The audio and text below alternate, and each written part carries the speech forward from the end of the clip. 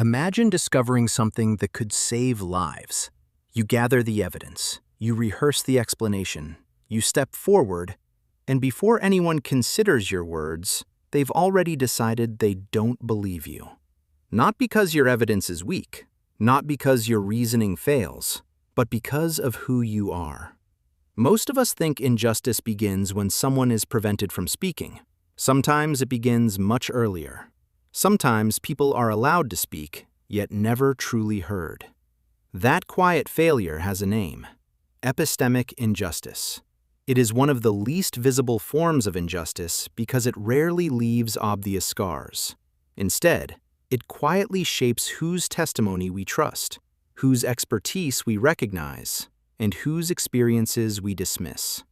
But this isn't only about fairness. When we judge credibility before examining evidence, we don't simply fail one another.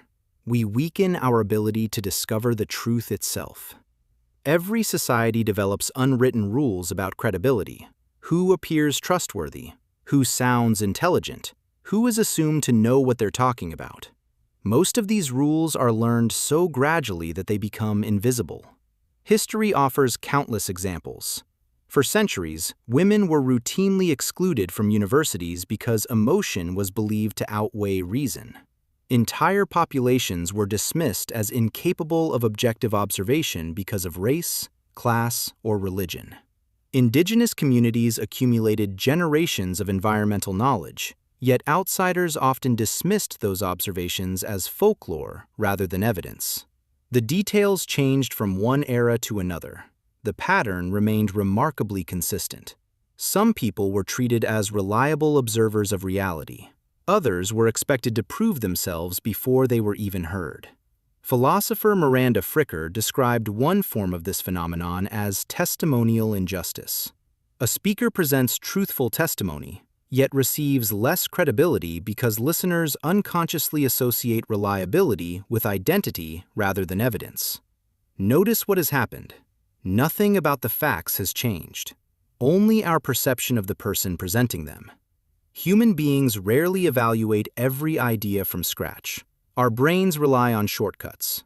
Usually, those shortcuts help us make decisions quickly. Sometimes, they quietly distort reality. Before we've analyzed an argument, we've often formed an opinion about the speaker.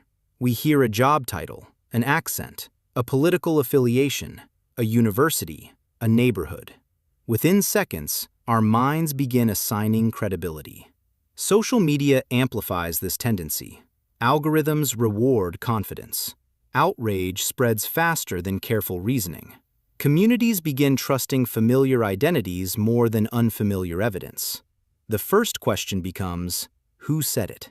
The second, do I agree with people like them? Only afterward comes the question that matters most. Is it actually true? When identity consistently outweighs evidence, disagreement becomes tribal rather than intellectual.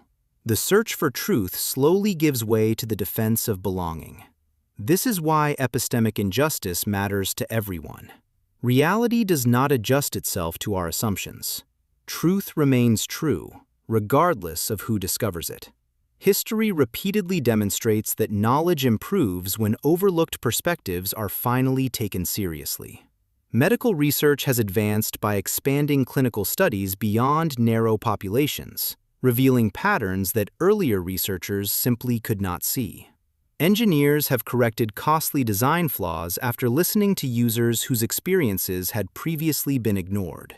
Artificial intelligence has become more accurate when developers tested systems across broader populations rather than assuming one dataset represented everyone.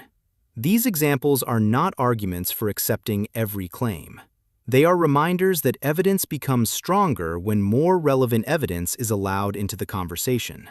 Whenever entire categories of experience are dismissed without examination, everyone inherits the blind spot. The greatest casualty of epistemic injustice is not dignity alone. It is knowledge itself. So what does justice look like? It is not believing everyone, nor is it treating every opinion as equally valid. Evidence still matters. Expertise still matters. Critical thinking still matters. The ethical challenge is more demanding than simple acceptance.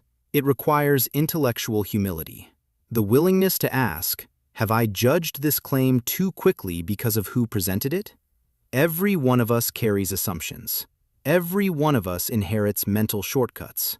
None of us are completely immune. The goal is not to eliminate skepticism. The goal is to direct skepticism where it belongs, toward the quality of evidence rather than the identity of the speaker. That small shift changes everything. It transforms disagreement from a contest of identities into a shared search for understanding. And that is how knowledge grows. The future will not belong to the loudest voices, nor to the most prestigious, nor to the most popular. It will belong to societies willing to listen carefully, question honestly, and change their minds when the evidence demands it. History teaches that truth often arrives from unexpected places, sometimes through established experts, sometimes through overlooked observers. Wisdom requires room for both, because the measure of an ethical society is not whether everyone speaks, it is whether the next important truth can still be heard.